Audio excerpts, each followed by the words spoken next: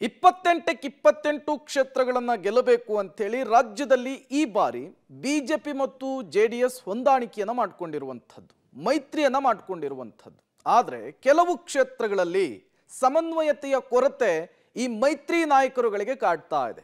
ಅದರಲ್ಲಿ ಈ ಹಾಸನ ಕೂಡ ಒಂದು. ಹಾಸನದಲ್ಲಿ ಈಗಾಗಲೇ ಮೈತ್ರಿ ಅಭ್ಯರ್ಥಿಯಾಗಿ ಪ್ರಜ್ವಲ್ ರೇವಣ್ಣ ಅವರು ಅಖಾಡಕ್ಕಿಳಿದಿದ್ದಾರೆ. ಬಟ್ ಪ್ರೀತಂ ಗೌಡ ಹಾಗೂ ಪ್ರಜ್ವಲ್ ರೇವಣ್ಣ ನಡುವೆ ಮುನಿಸು ಕಂಟಿನ್ಯೂ ಆಗಿದೆ. ಪ್ರೀತಂ ಗೌಡ ಪ್ರಜ್ವಲ್ ಮಧ್ಯೆ ಇವತ್ತು ಸಂಧಾನದ ಮಾತುಕತೆ ಸಾಧ್ಯತೆ ಇದೆ. ಇಬ್ಬರ ಭೇಟಿಗೆ ಸಾರಥಿ ಆಗ್ತಾ ಇದ್ದಾರೆ ಬಿಜೆಪಿಯ ಚುನಾವಣಾ ಉಸ್ತುವಾರಿ ರಾಧಾ ಮೋಹನ್ ದಾಸ್ ನೇತೃತ್ವದಲ್ಲಿ ಇವತ್ತು ಸಂಧಾನದ ಸಭೆ ಸಾಧ್ಯತೆ ಇದೆ. ಮೈಸೂರಿನಲ್ಲಿ ಬಿಜೆಪಿ ಜೆಡಿಎಸ್ ಸಮನ್ವಯ ಸಮಿತಿಯ ಸಭೆಗೆ ರಾಜ್ಯ ಬಿಜೆಪಿಯ ಚುನಾವಣಾ ಉಸ್ತುವಾರಿ ನೇತೃತ್ವವನ್ನು ವಹಿಸಿಕೊಂಡಿದ್ದಾರೆ. ಇಲ್ಲಿ ಇಬ್ಬರು ನಾಯಕರುಗಳ ಮುಖಾಮುಖಿಯಾಗುತ್ತೆ, ಭೇಟಿಯಾಗುತ್ತೆ. ಈ ಸಂದರ್ಭದಲ್ಲಿ ಪ್ರೀತಂ ಗೌಡ್ರ ಮುನಿಸು ಶಮನವಾಗುತ್ತಾ ಅನ್ನೋದು ಈಗಿರುವಂತಹ ಪ್ರಶ್ನೆ, ಕುತೂಹಲ. ಈಗಾಗಲೇ BS ಯಡಿಯೂರಪ್ಪನವರು ಸೂಚನೆ ಕೊಟ್ಟಿದ್ದಾರೆ, BY ವಿಜಯೇಂದ್ರ ಅವರು ಸೂಚನೆಯನ್ನು ಕೊಟ್ಟಿದ್ದಾರೆ. ಈ ಇಬ್ಬರು ನಾಯಕರ ಸೂಚನೆಯ ಮೇರೆಗೂ ಕೂಡ ಪ್ರೀತಂ ಗೌಡ ಅವರ ಮುನಿಸು ಕರಗಿಲ್ಲ, ಅವರ ಕೋಪ ಕಡಿಮೆ ಆಗಿಲ್ಲ.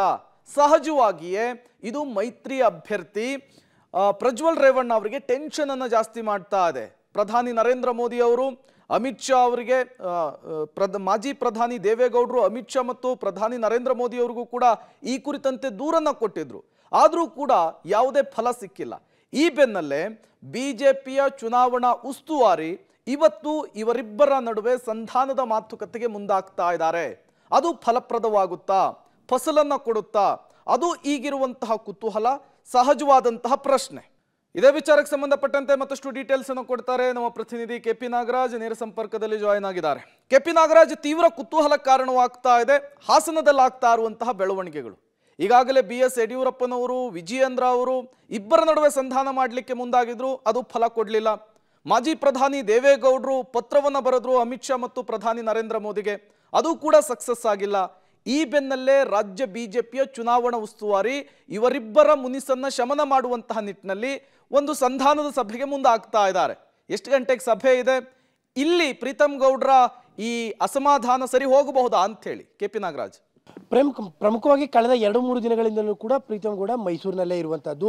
ಪ್ರೀತಂ ಗೌಡಗೆ ಈಗ ಸಿಗ್ತಾ ಇರುವಂಥ ಮಾಹಿತಿಗಳ ಪ್ರಕಾರವಾಗಿ ಚಾಮರಾಜನಗರ ಭಾಗದ ಇನ್ಚಾರ್ಜನ್ನು ಕೊಟ್ಟಿರುವಂಥದ್ದು. ಆದರೆ ಪ್ರಮುಖವಾದಂಥ ಪ್ರಶ್ನೆ ಇರುವಂಥದ್ದು ಹಾಸನದ ಸಮಸ್ಯೆ ಏನಾಗ್ತಾ ಇದೆ ಅನ್ನುವಂಥದ್ದು.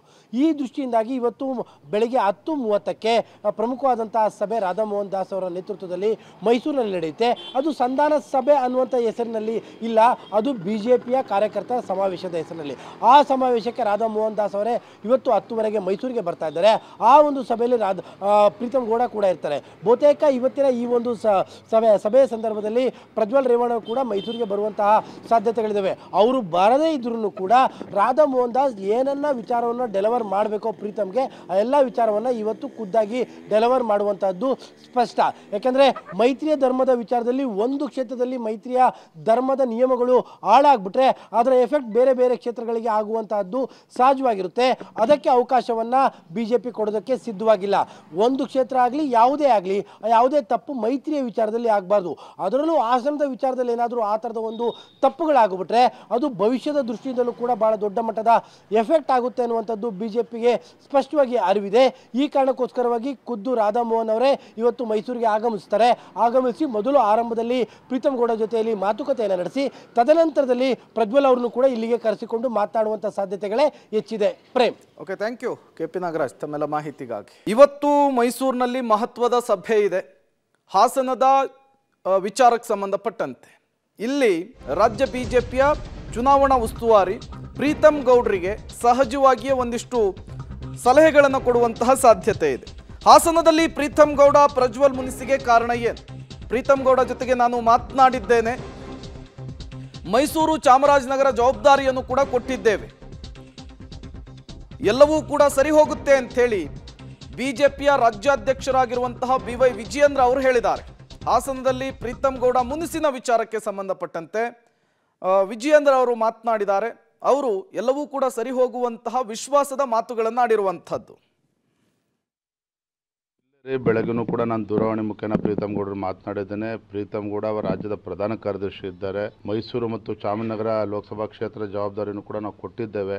ಅಲ್ಲೇನೋ ಅವರ ಪಕ್ಷ ನಮ್ಮ ಬೇರೆ ಇತರ ಮುಖಂಡರು ಎಲ್ಲರೂ ಕೂಡ ಚುನಾವಣೆಯಲ್ಲಿ ಕೈ ಜೋಡಿಸಬೇಕು ಮತ್ತು ಈಗಾಗಲೇ ಕೆಲಸವನ್ನು ಕೂಡ ಮಾಡ್ತಾ ಇದ್ದಾರೆ. ಇಲ್ಲೊಂದು ಸಣ್ಣ ಪುಟ್ಟ ಸಮಸ್ಯೆ ಇದೆ. ನಮ್ಮ ರಾಜ್ಯದ ಉಸ್ತುವಾರಿಗಳಾಗಿರ್ತಕ್ಕಂಥ ರಾಧಾ ಮೋಹನ್ ದಾಸ್ ಅಗರ್ವಾಲ್ ಕೂಡ ನಿನ್ನೆ ಹಾಸನದಲ್ಲಿ ಇದ್ದರು. ಎಲ್ಲ ಕೂಡ ಸರಿ ಹೋಗ್ತದೆ. ಹಾಸನದಲ್ಲಿ ಪ್ರಜ್ವಲ್ ರೇವಣ್ಣ ಅವರು ದೊಡ್ಡ ಅಂತರದಲ್ಲಿ ಗೆಲ್ತಾರೆ.